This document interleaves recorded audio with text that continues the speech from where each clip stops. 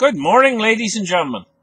Welcome to the show. Today is Wednesday, the 16th of September, 2020. I'm glad to have you guys here. Now, here's the thing. One of my viewers put in a comment. Yesterday, I was talking about all these social programs that they might put in, like universal basic income and stimulus packages and help these people out right now who there's kids going to be going hungry, for crying out loud. But one of my viewers came in and he said, basically, get real. That's basically the size of what and I got thinking about that. I said to myself, yeah, he's probably right. They're probably going to just try and social changes in society have to be forced. The government has to, they're not going to act unless they're just going to fall back on the social programs that already exist. That's what they're going to try to do. They're going to try to get away with that.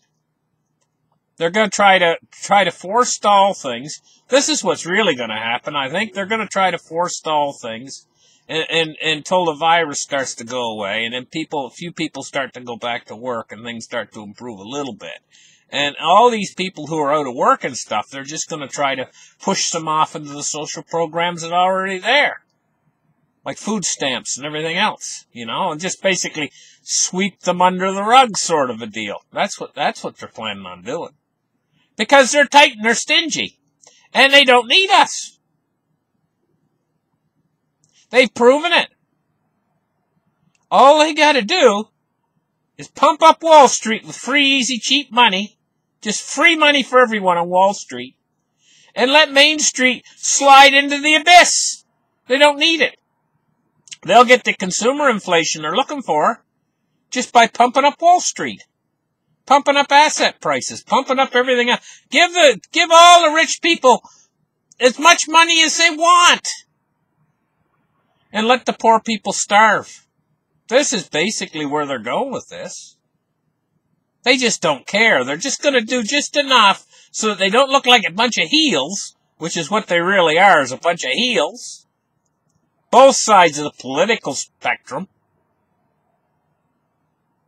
What we got is, they're monsters. There's no other way of putting it. They're going to stand back and just let all these little children go hungry. Because they want it, their bottom line. While they make the rich so fat and so rich, it's going to be unbelievable. But, and like other times when they've got away with doing things like this, is when there's only a small minority of people who are out of work and stuff, They're playing with fire this time doing it, I'm going to tell you that. Because we're looking at not just a few people, we're looking at millions and millions and millions of people who are going to be affected by this negatively. And that's why I thought to myself, hey, they're going to have to do something, because there's like 25, 30 million people. You just can't let all of them suffer, you can't do that, can you? Well, I guess they're figuring on giving it a go. I shouldn't be laughing about that. It's sick. It's positively sick. But I guess they're going to give it a try. I think they're going to give it a try. And as far as this new bailout package or whatever, this new stimulus package and stuff, they'll just haggle over that right up until the election. That could be what they do, is just haggle over it. Meanwhile, what are these people going to do?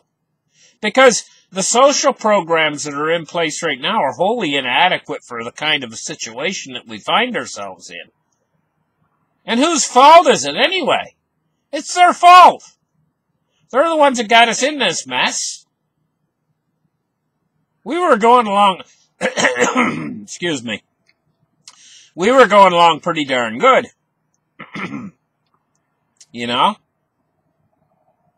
The whole world was going along pretty darn good until this black swan come out of nowhere and swamped us with its mess. Somebody needs to be held accountable for all of these kids that are going to go hungry, you know, really seriously. If they try that on. When they have it in their power to help and they don't, they just stand there, somebody's going to need to be held accountable for that. Because there's going to be millions of kids that are going to go without dinner. That's traumatic, you know, for kids to have to go night after night with no supper or no dinner or maybe not even one meal a day. That's very traumatic. Talk about something traumatic. Anyway, let's get started. Let's open up the charts right here and take a look at what's going on. Silver price today. We're looking at $27.32. It's up 20 cents on the day, you know. So anyway, $27.32. This is because they're able now to pump up Wall Street. This is part of Wall Street. This is part of that side of the fence. Gold, silver is an investment, you know, and these people are traders, investment, brokerage houses, everything else, you know. And this is where the money's being pumped. So we're going to have the worst of both worlds for these people. Prices skyrocketing because they're pumping up Wall Street and making all their friends rich. Well, their friends and the rich people, they don't care because they got so much money. They're making billions and billions and billions, you know, and they don't care if the price of a box of rice goes up from $5.95 to $12.95. They don't care. But the guy on the street who's being squeezed. And they're going to get squeezed and squeezed and squeezed. As these social programs start to run out of money, the social program system that's already in place, that's wholly inadequate, starts to run out of money, what they'll do is they'll start making it harder and harder to get on and get even the social programs that already exist. And meanwhile, prices are going through the roof and these people got no paycheck. They're getting squeezed from both ends. So anyway, gold and silver is $27.33 for your spot silver price today, and gold we're looking at $19.68.70, and it's up $15.70. So gold and silver are catching a bid, and they're probably going to continue to catch a bid as long as Wall Street continues to be pumped. They have total control over the money, and they're just going to keep pumping it to Wall Street. Meanwhile, they got the spigot shut off to Main Street. You know? Cryptocurrency. $348 billion. Bitcoin dominance 57.9%. We're looking at a Bitcoin price today of $10,922. So Bitcoin's looking strong, you know. Bitcoin and the cryptocurrencies as a whole, they've set themselves up basically as a whole alternative financial system. An alternative, almost like an alternative Forex or whatever, you know. I mean, it's an alternative money system, completely separate and individual, all on its own in the world, and running parallel to the dollar monetary system, which is going to fail in the end because they're just going to keep pumping up Wall Street and pumping up the amount of money that they're putting out there. Maybe they're hoping for some sort of trickle-down economy, but I just see the rich people getting richer and richer and richer, and the poor getting poorer and poorer and poorer. Less and less money on Main Street is an effect, see? What happens is say you get a restaurant that closes. Well, the restaurant owner, he was planning on buying a new car this year. Well, now he can't do it. The restaurant's out of business or whatever, so he has to put off. Now the salesman that works at the car company, he can't make that sale, you know? And because he can't make that sale, then he's not in turn going to go out and spend money on whatever he's going to spend it on. And those people in turn aren't going to get the money he was going to spend on that. And it's just an ever-expanding cycle of nobody has any money on Main Street. So Main Street is slowly disintegrating, getting down less and less and less and less.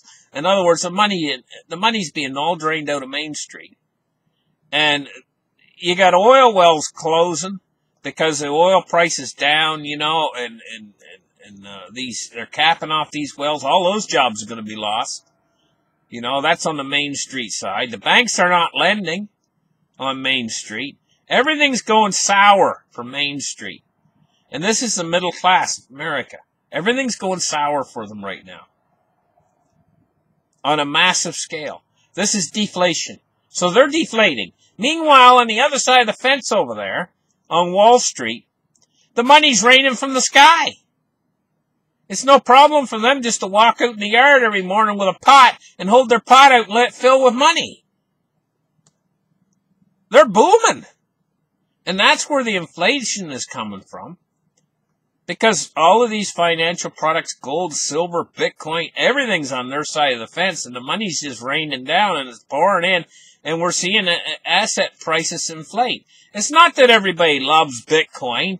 Oh, the Bitcoin's the greatest. No, it's on their side of the financial fence, and they're buying it as a safe haven investment, and also they're buying it as a hedge against inflation, and they're buying it. And these are the people on that side of the fence, mostly.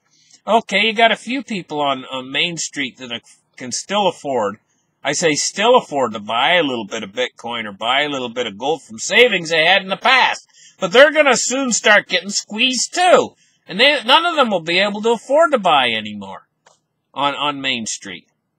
Or Wall Street, they'll just keep buying and keep inflating the price of everything. You know? Dow Jones Industrial Average, 214. Up today. Up. 28,209. Crude oil today, 39.68. And we're looking at a little price bounce today of $1.40. It's up 3.66%, so it is getting back up near $40. It almost seems to me like OPEC wants a price at $40, and that's where the price is going to be. Because OPEC wants it there. You know, and I think OPEC still controls the price of this stuff, you know, mostly. And so there we go. She's going back up, and I think she's going to settle in right around the $40 mark. It's almost like the bonds, you know. They want the bonds at a certain rate, and they're keeping them there. Let's take a look at the bonds. See, they're keeping them there. The yields will rise one day, and then the next day they fall back down to around that same rate. It looks like the U.S. 30-year, they want to keep it at 1.40. It's at 1.41. The U.S. 10-year, I think they want to keep it somewhere probably around 0.5. It's at 0.67. But it's fell 0.8 of a basis point today to 0.671 on the U.S. 10-year. So they're very carefully keeping these bonds at a certain rate.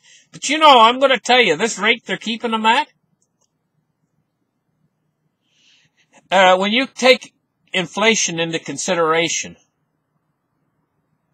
this is a negative return on your money. So it means if you buy a 10-year bond at 0.67%, it means you're probably going to lose at least 1% a year, 2%, maybe 3% a year. And if you take into consideration real inflation numbers, which is at 8%, then you're losing about 7.4% per year of your money, your purchasing power. So that's a negative real return. I mean, you can't... Bonds are the asset against gold as a safe haven asset. They've always run the bonds and gold. But now they can't run the bonds anymore because they got a negative rate of return. So this is going to put more upward pressure on gold. That's what's going to happen with this. Okay, U.S. dollar index today. We're looking at 92.95 on the U.S. dollar index, and it's going along kind of sideways, but it took a little drop because it was in the 93s yesterday. Okay, guys, thank you for listening to my show. I'm going to tell you, I don't know what the end of all this is going to actually be, you know, but I know that there's an awful lot of trouble coming in the very near future. Massive amounts of trouble, and I mean, when you got over 20 million people who have unemployed, and they're going to have to rely upon the system that's in place right now, the social support system that is wholly inadequate, and I don't think it's built to handle over 20 million people. I don't think it's going to break it. It'll break. It's too much. It'll break and they're just filing the money off the Wall Street, massive amounts of bailouts for everything, and not giving Main Street anything. This is not going to end pretty. It could snap all of a sudden, I mean, I'll tell you what it reminds me of. You got some young guy, and they've, out in the middle of the woods, they put in a bridge, and all they had to work with was 2x4s, so they built a bridge out of 2x4s. And he's on one side of the bridge, and he's got a gravel truck full of gravel. We're talking about a dump truck with 20 yards, 20 cubic yards, over 20 tons of gravel, including the weight of the truck, and he's going to try to drive across this bridge made out of 2x4s. And he says, I think I can do it, to the boss. And the boss says, don't you dare try it. So the boss goes off to lunch, and the young guy gets behind the wheel, and he starts up, and he's going to try to get across that bridge. Well, that's them trying to get across this bridgeway that's the government trying to get across this bridgeway of this leaving the social programs in and not giving the people any extra, Wall Street any extra money. I mean, Main Street any extra money when they need it. Just being stingy, They're going to break. Just like the bridge is going to break. The bridge is going to break. Well, I can tell you right now, this is going to break. Main Street's going to break. These social programs are not in place to handle like 25 million people that don't have jobs and don't have any hope, and have families to support. This ain't going to work. It's going to break. Just like the bridge made out of 2x4s, that massive weight comes on it, it's just going to make a snapping and crunching sound.